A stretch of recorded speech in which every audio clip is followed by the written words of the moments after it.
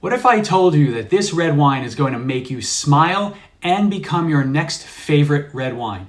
This juicy, vibrant Italian red is going to steal your heart. And I'll also give you some great bottles for you to buy under $30. So I am talking about Barbera. Welcome back to Drinking It In. I am your host, Chris Casara. We're here to help you know more and drink better. And like I said, we're going to talk about Barbera in this episode. It is a crowd pleaser and tends to be effortless. And it makes people smile. I kid you not. That is the most common first reaction that I get when people are trying these wines for the first time. Barbera is one of Italy's most loved red grapes. You know, it's approachable, it's food friendly, it's full of personality, but most importantly, it has a delicious factor. It is delicious. Flavor-wise, think bright cherries, plum, some blackberries, combine that with like a mouth-watering acidity that instantly makes you want to take another sip. Some of the styles, and we'll discuss, they can also lean into spice and earth, but either way, Barbera always delivers something that is really easy to love. That high acid profile also makes this a great red wine starter for people who love white wine, perhaps Sauvignon Blanc, but are a little timid about really branching out into reds. So I always do give that recommendation, and again, have had some success with that. So Barbera is Piedmont's everyday grape. The locals in the area, famous for Barolo, Barbaresco, right? They drink it daily, but it's not just like a simple old table wine, right? These wines can also develop in your cellar. So I encourage you to experiment with that as you explore more Barbera wines. I haven't done too much of that, but I have started, and I'm going to continue to experiment there.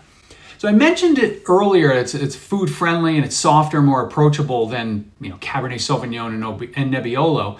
You should not think twice about what wine to bring out when you have pasta, pizza, barbecue, roasted veggies on the table. The answer is Barbera. The right answer is Barbera. Okay, hey, Chris, what the heck do I look for on a label? Italian wine is always so confusing. You got to know names of places and this and that. Not here. This is one of the rare cases where the grape is going to actually appear on the label. So finally, our prayers have been answered. Thank you, Italian wine gods. The top two areas for Barbera are Asti and Alba. They're both in Piedmont. Barbera di Asti, these wines are juicy and fruit forward and really super approachable. Maybe think of these as your everyday wines. Barbera di Alba, these can be a little richer and deeper, have more spice notes.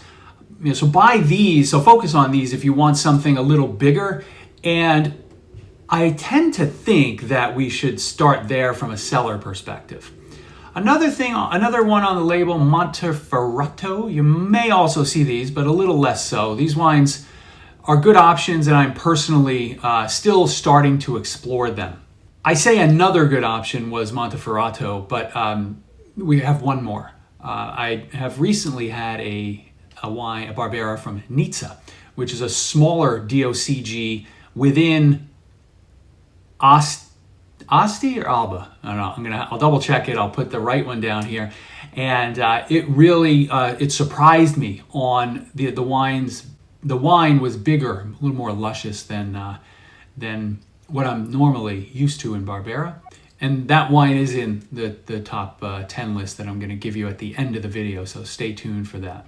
You're going to want to start in Piedmont, but winemakers in California and Argentina are also making pretty solid Barbera, so it's not uncommon to see something from those two regions.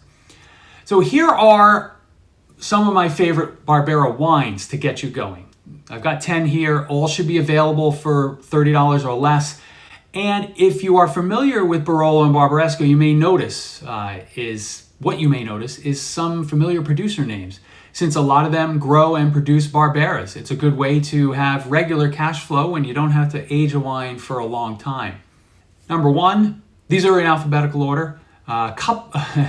So as not to provide any favoritism. Coppo, L'Avocata, Barbera di Asti. This one has lots of red fruit and some floral notes. Quite nice. Number 2, Da Milano Barbera d'Asti. Super like linear and precise. Cherry, raspberry, flowers. Number 3, Domenico Clerico Barbera d'Alba Treviña. Fruit from 3 vineyards, hence the Treviña. This one is a darker fruit profile, blackberries and plums. Number 4, Garezio Barbera Nizza. So Nizza is the DOCG that I was talking about before. It's within the Asti region. I've only had this one, and I certainly will buy this one or another Nizza.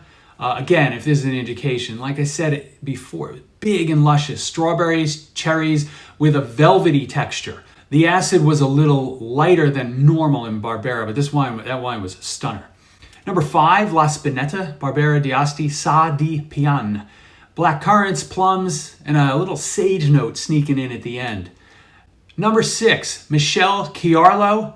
I almost gave the pronunciation police license to come after me. Michele Chiaro Barbera d'Asti L'Orme. You can get this one under $20, and this might be the best place to start. It's a classic wine. It's always loaded with fruit and just simply delicious. Number 7, Palo Scavino Barbera d'Alba. Very red, right? Cherries, strawberries, light, fresh. This one's aged in stainless steel, so that could be part of why it's light and fresh. Number 8, Pio Cesare Barbera d'Alba. Smooth, dark. It veers more towards blueberries. It's a little more serious, makes you think a little more. A really good one. Number 9, Renato Ratti Barbera d'Asti Battaglione. This one is elegant, juicy, and fresh, like cherry, raspberries, flowers. I tend to love the Renato Ratti wines, whether that's Barolo or this Barbera. I just always find that they're stunners, so this might be one of those faves. And you can generally get it for under $20, so a good one to start with. And number 10 on the list, last but certainly not least, Vietti Treviña Barbera d'Asti. Love these labels, right? This one's bright cherries. It has a little spice. It's always a winner. So that is another great one to start with if you're starting your Barbera journey. If you're hunting for your next go-to red, and you want something that's lively, versatile, freaking delicious, Barbera is probably the wine that you've been missing. So grab a bottle, grab one of those 10. You should be able to find them. Grab one. Let me know in the comments. Confirm that it became your new favorite red wine. And if not, I'll be very surprised. But if not, let me know your thoughts anyway. Thank you so much for joining. Be sure to hit that subscribe button right here. It really would mean a lot to me, and I will talk to you guys soon.